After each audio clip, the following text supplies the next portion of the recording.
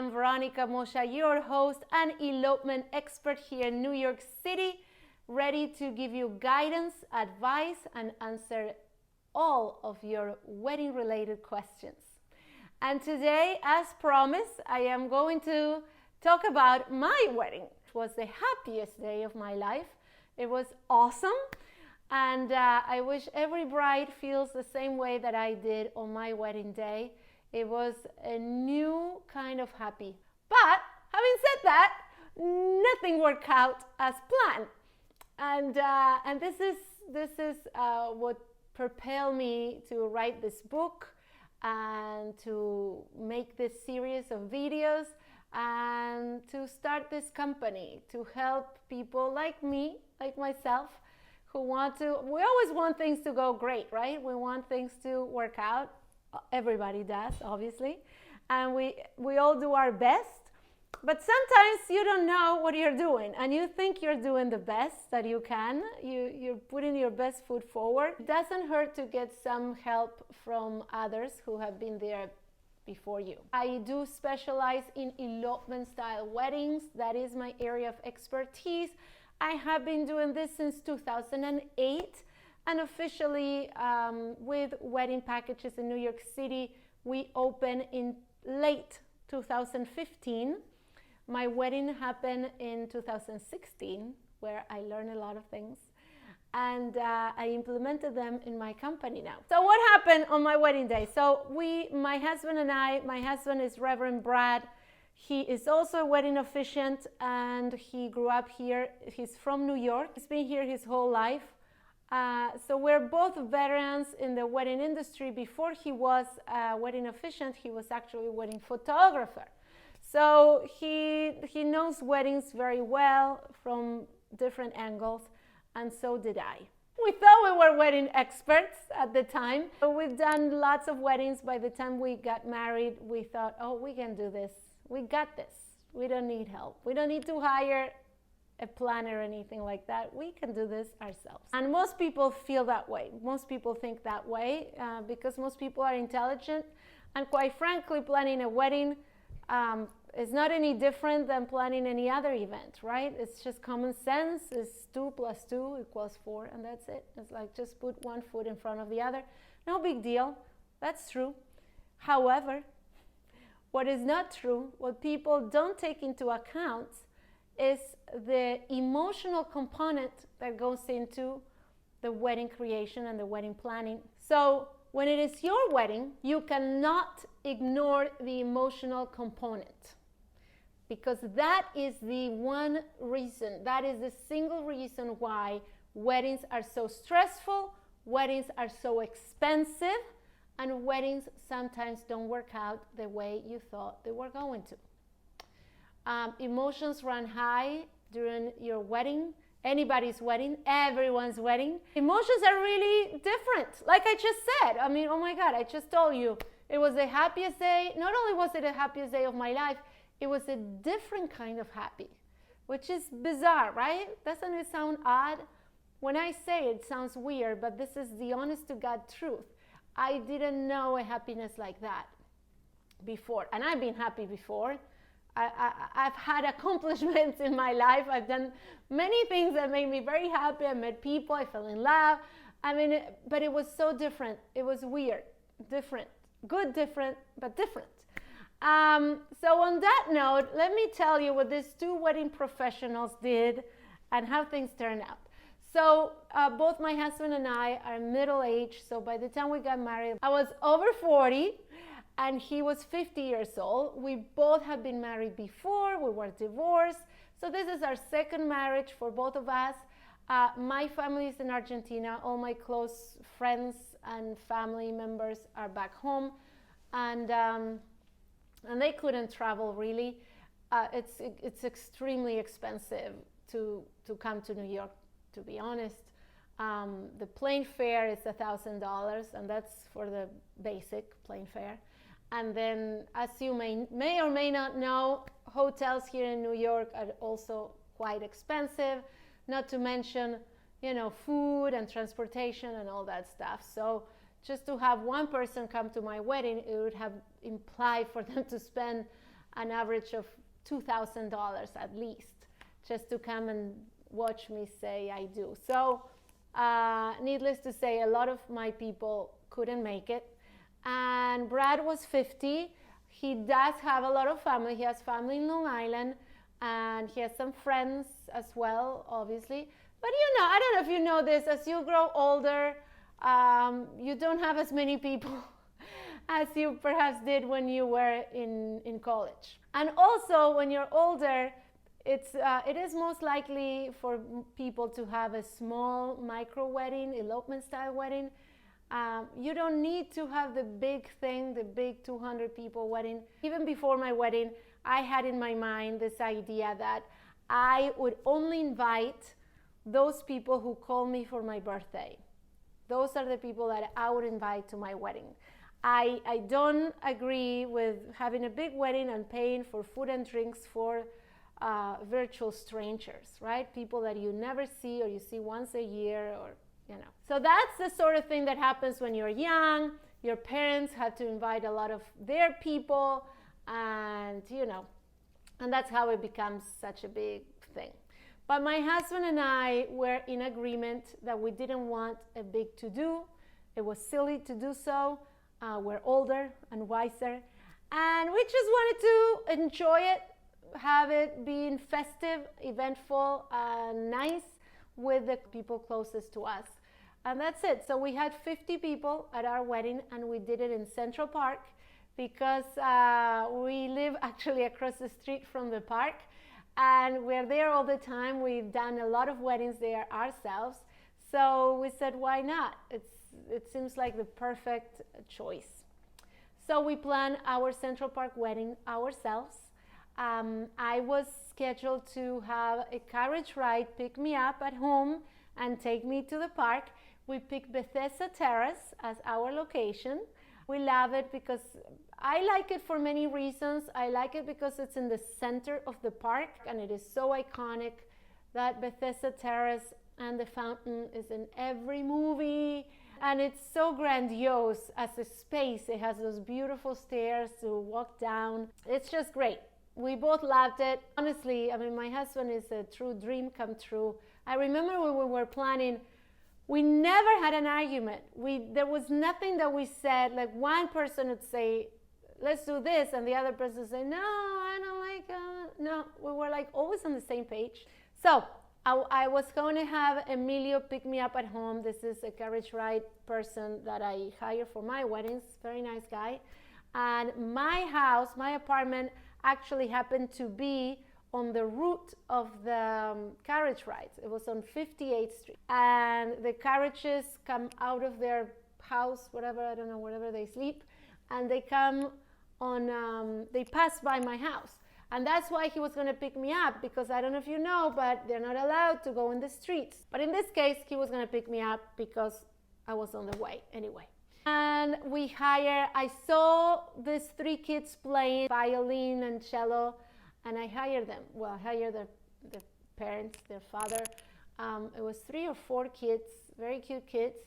They were gonna come and play. They came actually and play at the wedding. And my friend Lisa, her daughter was the flower girl. I got her beautiful dress at Macy's. Getting to the point. The first mistake that my husband and I did was to think that we can do it. We thought, we are both intelligent people. We've been in the wedding industry for several years. How hard can it be? We got this, we can do this. So we set out to planning our own wedding. We had the ceremony in Central Park. We had the reception at my friend's rooftop, beautiful space. We had a catering company bring the food. So that part is fine, no big deal. But the thing is, like I said, you forget that it is your wedding, and when it is your wedding, emotions run high and things happen. So here's what happened. So our wedding was on July 16, right in the middle of the summer. If you ask why we picked that day, it was really logistics. We picked that day because it was right before everybody had to go to school and college. My husband had a few nieces and nephews that were going back to school, or moving away. And my sister was the only time that she could come. She lives in Belfast in Ireland. And so I wanted to have someone from my family, and she's the only one who's not in Argentina. So she came, and so that's why it was either in the summer, or it was going to be in the summer or in the winter.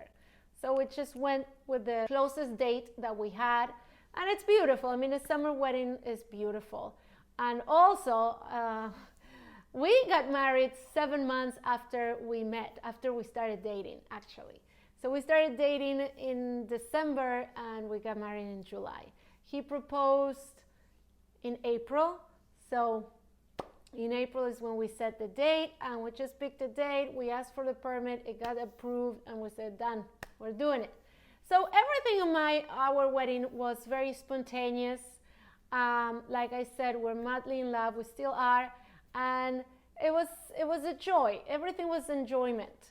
I didn't see any mistakes. I didn't think anything went wrong, but I'm here to be honest with you and to be candid and to tell you the absolute truth. So I want to guide you, because there's many things that you have to think about when you're planning your wedding, okay?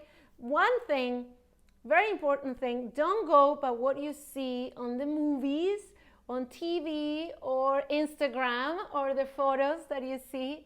Please don't go by that. It is really, really important to have a reality check before you embark in this journey of wedding planning. Reality check, what I mean by that is that you have to know what triggers you. You have to know what's okay with you and what is not. The things that you can handle and the things that you cannot. Now, of course, I'm a girl and I am vain. I like to look pretty. So I made a big mistake. Mistake number one that I made a huge mistake with hair and makeup, because I went cheap on the hair and makeup. This is something you should never do. And even though I thought I did really well, I was patting myself in the back, because for a month or two, I started auditioning or trying. I did several trials with multiple artists to figure out who was going to do my makeup on my wedding day. And I tell you why this was a mistake. The mistake was not in doing the trials. Doing a trial is great. You should. The mistake that I made was that every person that I tried was not a wedding makeup artist, was not truly a professional. My hair was great because I had it done by one of my wedding hair and makeup artists. She's been working with me for a really long time. At this point, she had already been with me for a few years. I do love her, and I should have gotten her to do my makeup as well. And I made a mistake not to hire her. This is the truth.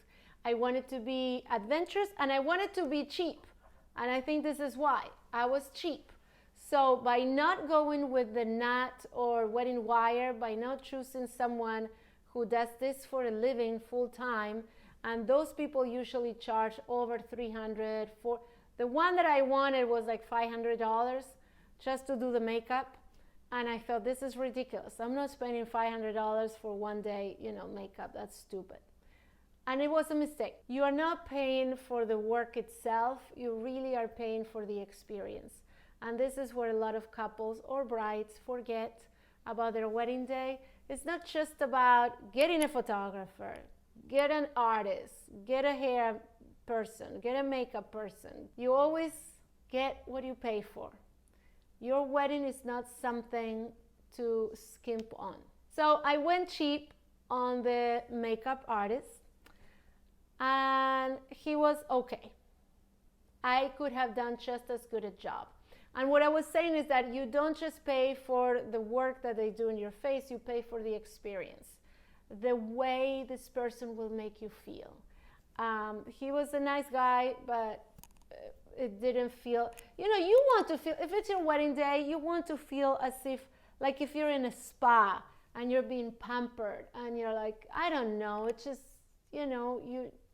you want to have that person that exactly knows what they're doing, and they inspire confidence and they make you feel like $1,000,000. Well, that's not how I felt. I was like, okay, that's not good. It's never a good reaction to look in the mirror and say, all right, it looks fine. Another thing that happened on our wedding is that the weather it was July, it was really, really hot. It was 93 degrees. And unfortunately, the horses cannot work if it's too hot. So, those are the laws, rightfully so. So, Emilio called me, it's like, hey, I can't come in, then, they won't let me work, it's too hot. All right, so I took an Uber to the park, no problem. I really had no problem. Because it was so hot, all of a sudden, at 4:30, it started to rain. And it was truly one of those summer rains, it would like rain a lot for like 5 minutes and then it would stop. So my husband and 90% of the guests were already in the park. We were scheduled to start at 5:30. But everybody was there at 4:45 because, of course, this I did, which I always tell all my brides to do.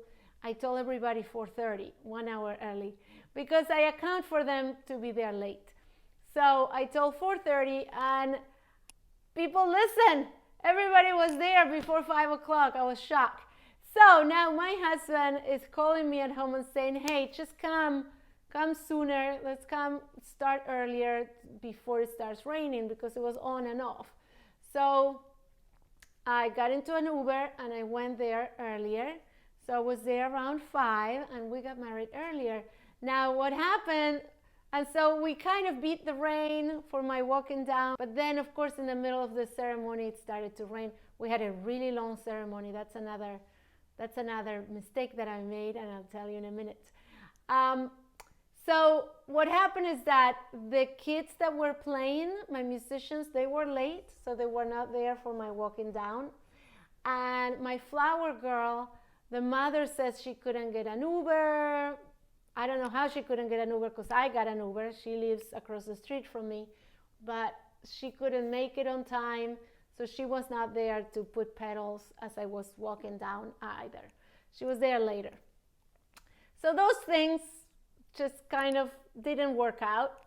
And then another lesson that we learned: do not hire your friends for anything, especially to officiate your wedding. It's a really bad idea. Don't ask your friends or family members to be the officiant. We did. We felt the man who officiated our wedding is a dear friend to us both, especially because he introduced us. So he was responsible for Brad and I getting together, and we thought, oh, what a good idea. If he's an ordained minister and he's licensed with New York to officiate weddings, so why not? Let's have him do the wedding. Brad was really annoyed because the guy who did our wedding, Alex, he's not a good public speaker. I think he gets really nervous speaking in public, and he was very soft-spoken, and he was reading and looking down and not speaking up. And remember, we were in the park and we had 50 guests, so people wanted to hear and they couldn't hear him. So that happened, and then of course in the middle of the ceremony started to rain. So we had rain as well. I love that today. That's a very good thing. It's a very good story, because when my couples, when they hire us and they ask me, what happens if it rains? I don't know. Do whatever you want. It's up to you. What do you want me to say? What do you want me to do? And I can say that because that's what I did in my wedding. We just opened umbrellas and we were okay with it. It was fine. It was more than fine. It was fun. First of all, it was so hot. I think everybody was refreshing. Everybody was so relieved to have some rain. Everybody had umbrellas anyway. And so we opened the umbrellas and we went on. We continued with the ceremony. It only rained for a couple of minutes and then it stopped again, and then it was sun the rest of the day. So we had our photos. I went cheap with a photographer too. Anyway, so those are some of the things that we did wrong. I asked a friend of mine at the end of the ceremony, we were gonna step on the glass. And so I had the glass all, I had it in a little baggie, and I had it in a handkerchief. I just gave it to my friend. I told my friend, when it's time, you just handed it to me. Just give me like this. And she took it upon herself to take it out of the bag, the little plastic bag, and she put in the handkerchief and gave it to me like that. And like, why would you take it out of the, now we have glass all over the floor, and it was supposed to be contained. But see, you cannot do that. You cannot employ your friends to do things for you at your wedding and then scold them or complain or treat them like that. It's wrong. You shouldn't do that. That's why you shouldn't have people that you love and are close to you help you at your wedding, because once again, emotions run high for everybody. And if you ask them to do something for you, what's going to happen is that automatically, instantly, they will feel the pressure of performing, of doing the right thing, of making it right, of pleasing you. And if they don't, they'll feel really, really bad. They'll feel terrible. It creates extra pressure and anxiety that they don't need to have. Your friends or family are at your wedding to enjoy and to celebrate you and to have a good time. They're not there to make sure that the florist is on time and that your flowers are there. So that's why there's companies and there's people who do that. You hire them. Hire us or someone else like us, and you tell us what to do, because that's what we're there for. We don't get offended. You tell me, I want this, I want that, and I want that, and you're paying me for it, so I'll do it happily. Everybody else will do it happily as well, because you're paying them. But not your friends. Don't do that. Don't do that to your friends. Don't employ your friends for your weddings. That is the biggest takeaway, the biggest lesson, the biggest Veronica, I don't. I hope this was helpful. There is more to come. Don't forget to like, subscribe, and comment. All my love.